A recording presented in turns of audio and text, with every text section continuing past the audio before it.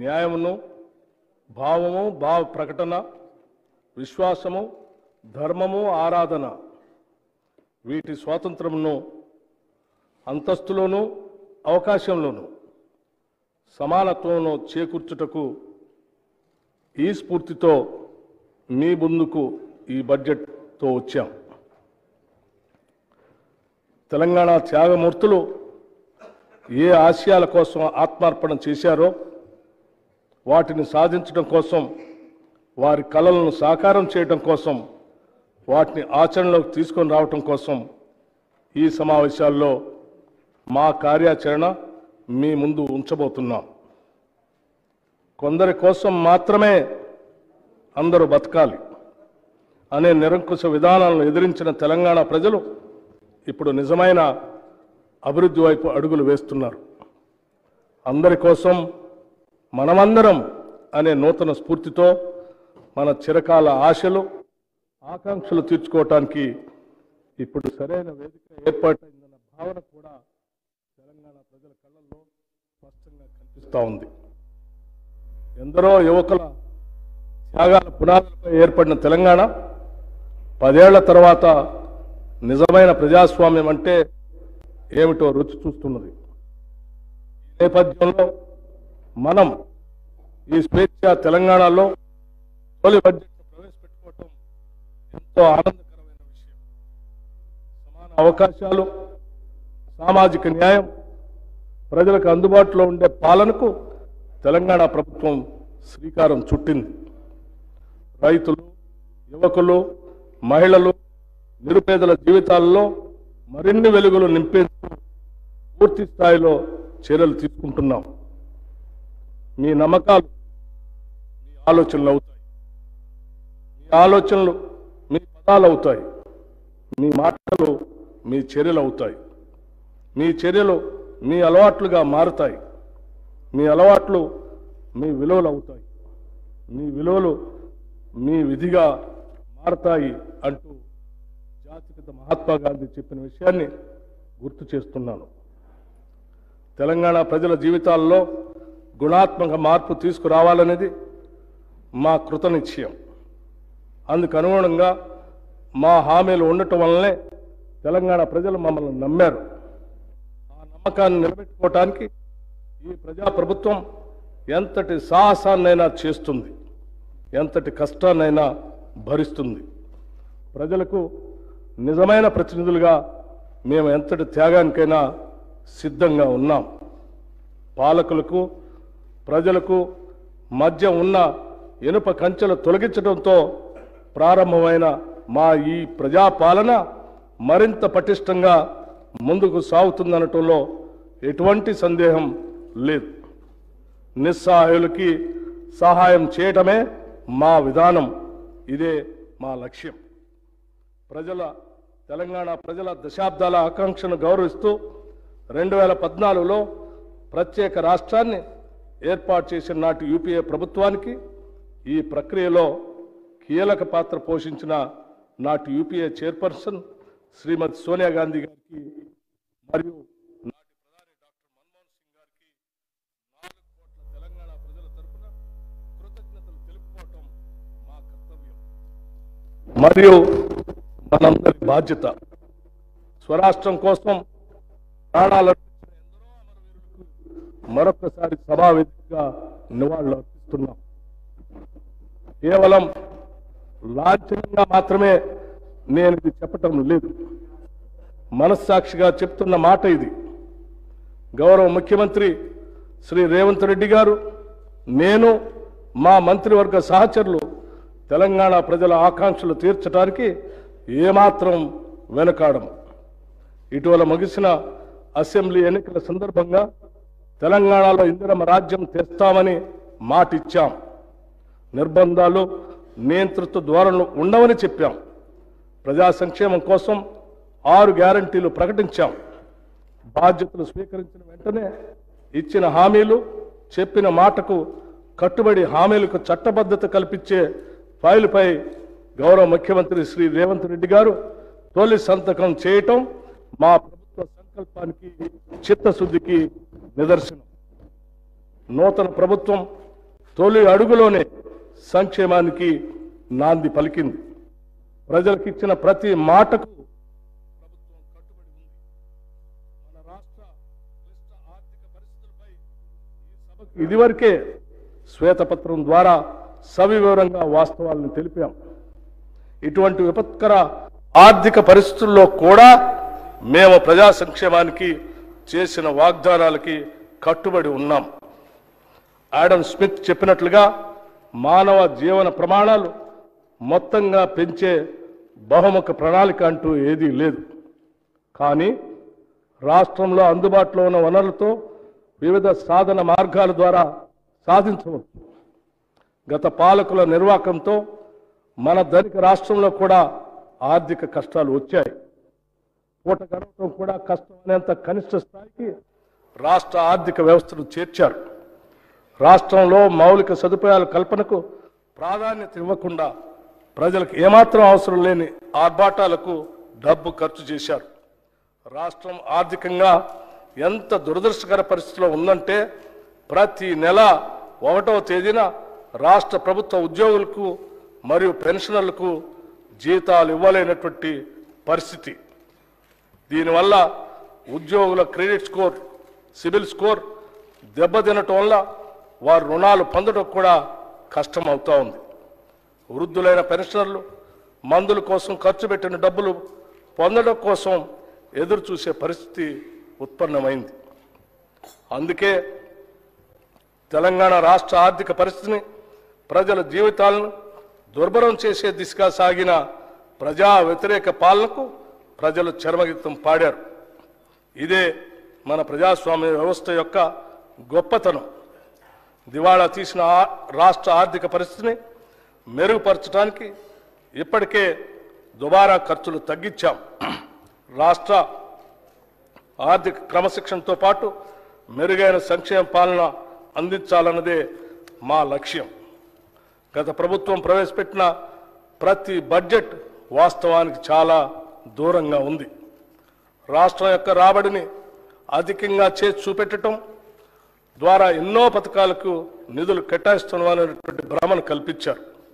ఉదాహరణకు దళిత బంధు పథకానికి బడ్జెట్లో 17,700 కోట్ల రూపాయలు చూపిస్తే నిధులు మాత్రం ఒక్క పైసా కూడా ఖర్చు పెట్టలేదు.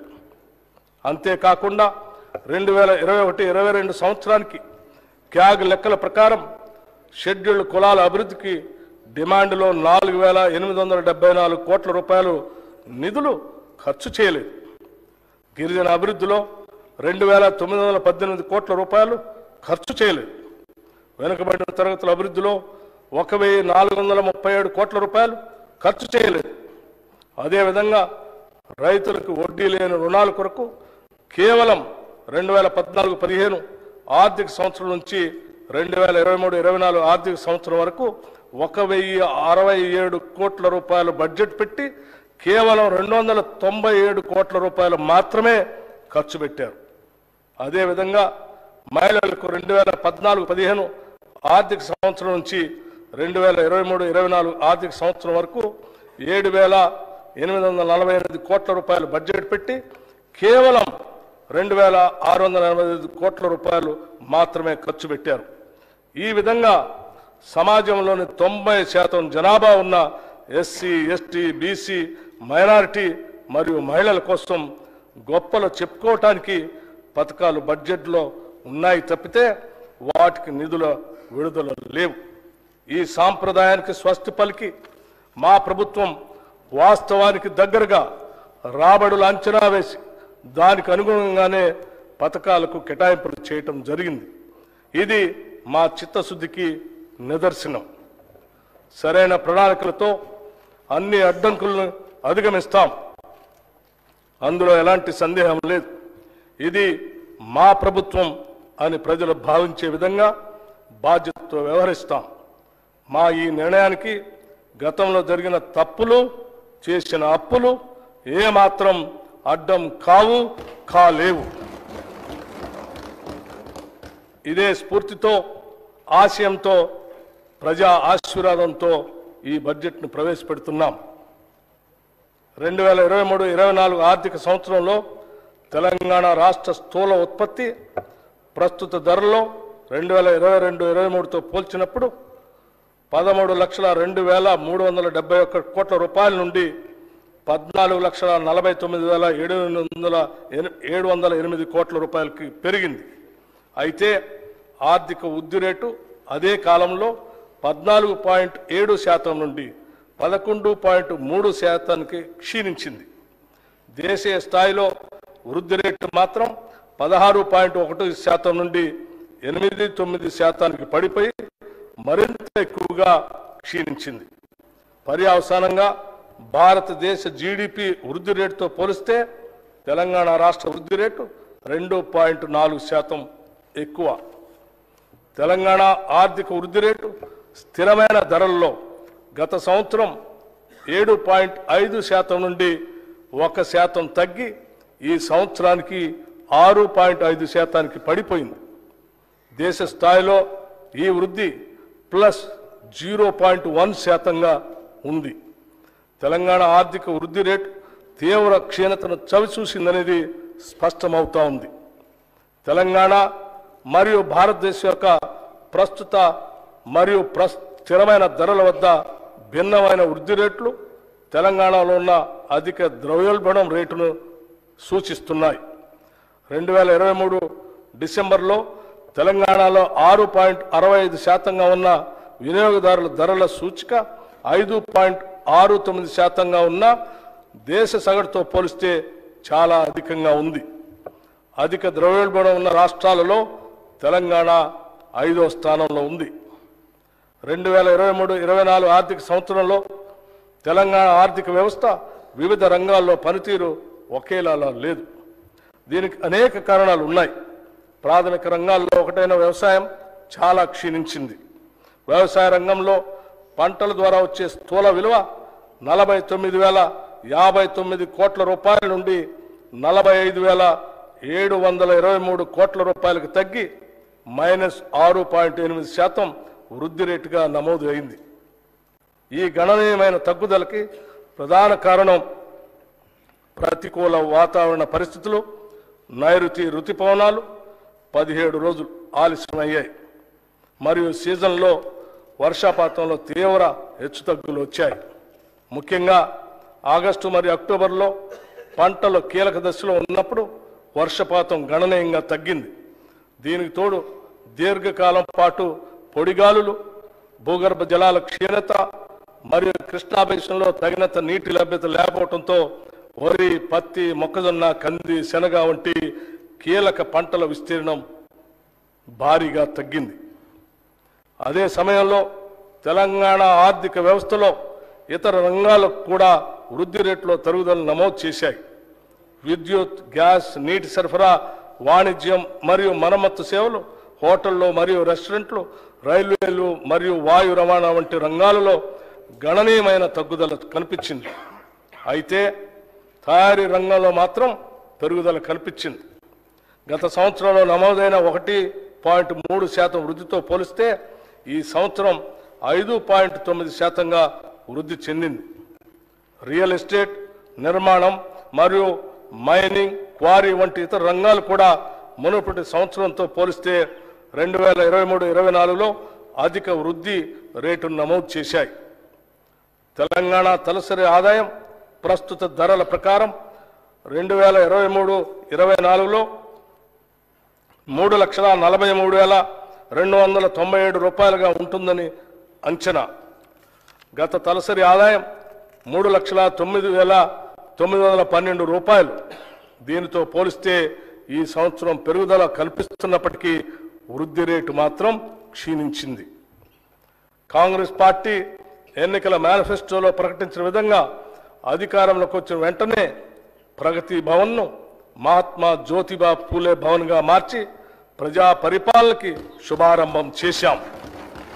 ప్రతి వారం 2 రోజుల్లో ప్రజావాణి నిర్వహిస్తూ ప్రజల కష్టాలను ప్రత్యక్షంగా తెలుసుకుంటున్నాం.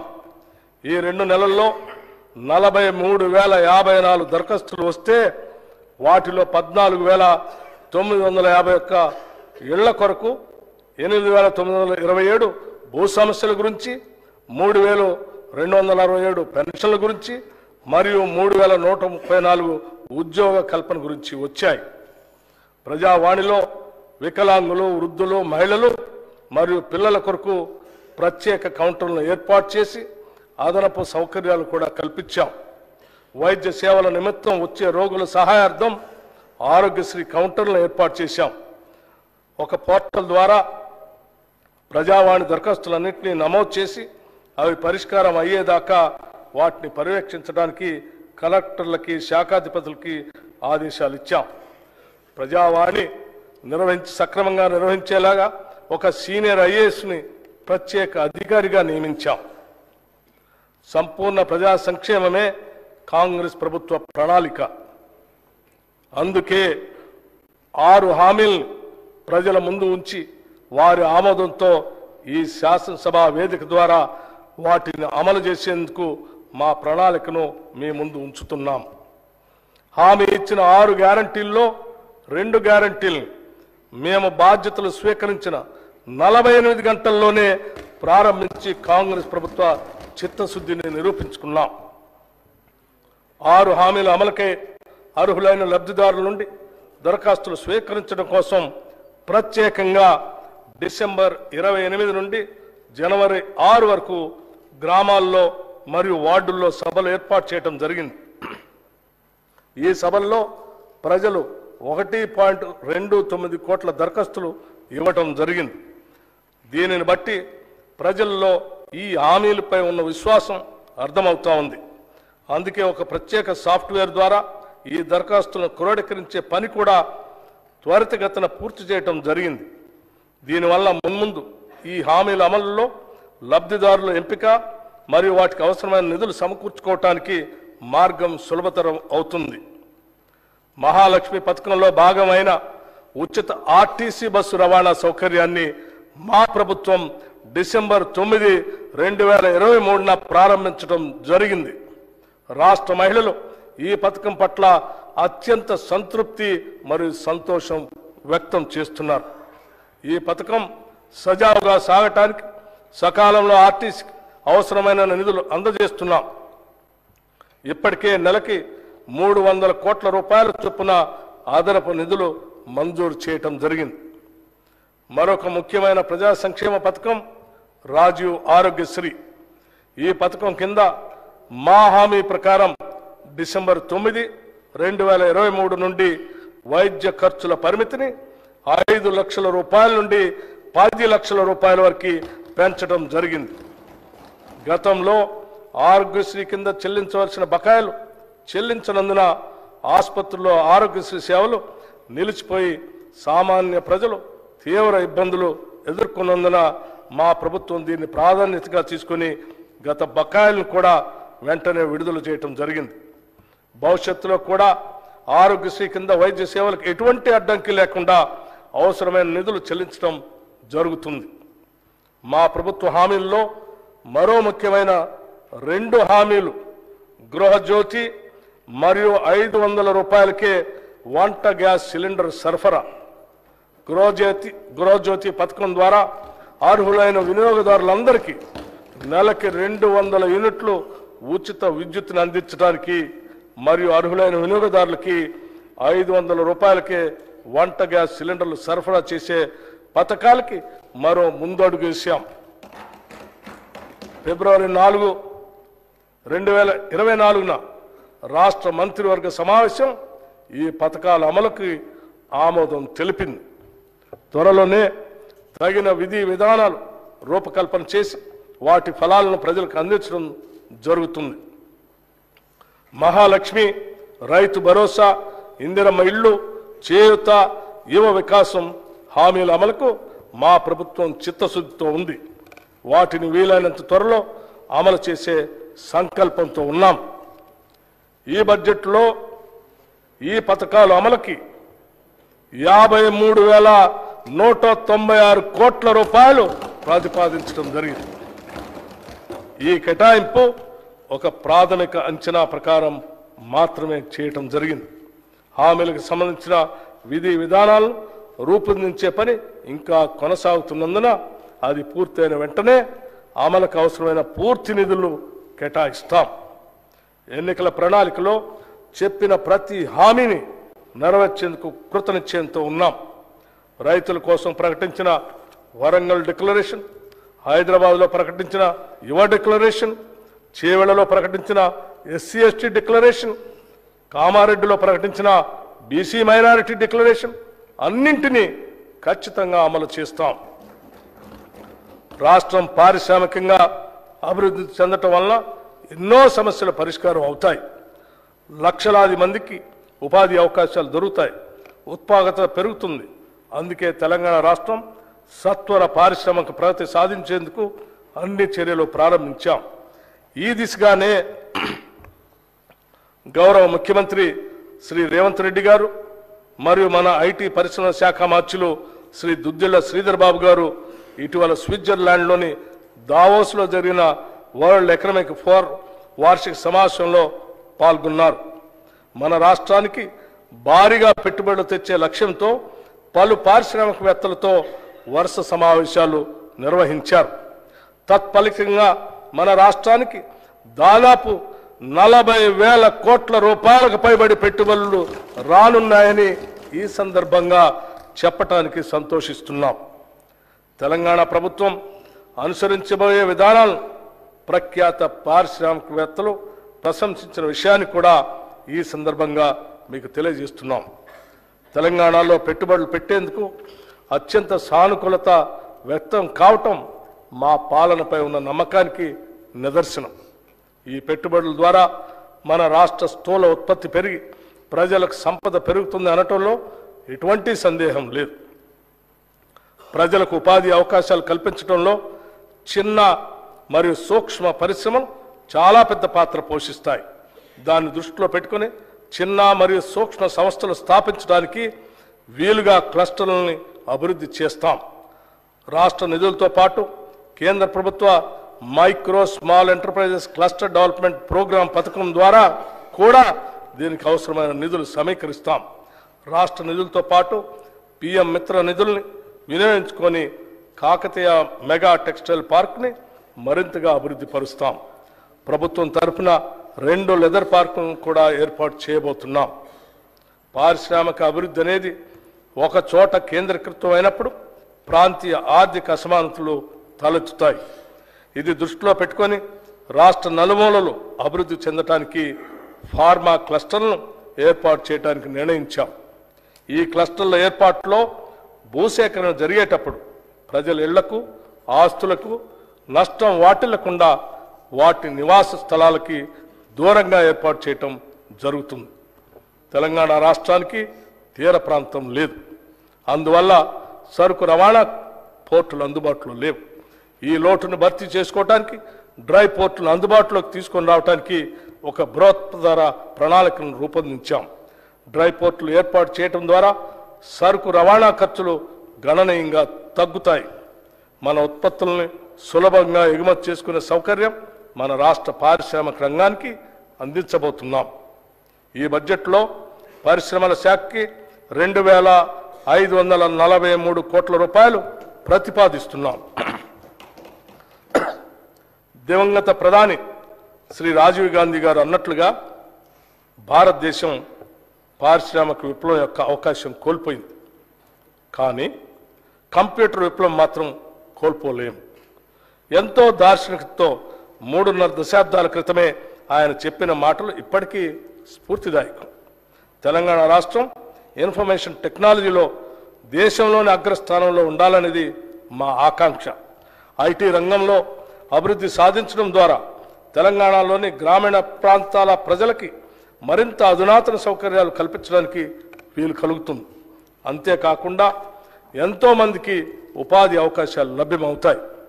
ఐటీ రంగానికి మరింత మెరుగుపరిచిన విధానాన్ని రూపొందించేందుకు రాష్ట్ర ప్రభుత్వం సిద్ధంగా ఉంది. గ్రామీణ ప్రాంతాల అభివృద్ధి మరియు ప్రజల జీవన స్థితిగతులను మెరుగుపరచడానికి వీలుగా ఆర్టిఫిషియల్ ఇంటెలిజెన్స్ను ఉపయోగించుకుంటాం. ఐటీ రంగంలో భారీ పెట్టుబడులతో ముందుకు వచ్చేవారికి అత్యంత సులువైన విధానాలతో స్వాగతం పలకటమే కాకుండా భవిష్యత్తులో కూడా వారికి ఎలాంటి సమస్యలు తలెత్తని పటిష్టమైన విధానాలని రూపొందిస్తున్నాం. అత్యంత అధునాతనమైన మౌలిక సదుపాయాలు కల్పించడం ద్వారా ఐటీ రంగంలో నైపుణ్యం మరింత వృద్ధి చెందే విధంగా మా నూతన పాలసీ ఉంటుంది.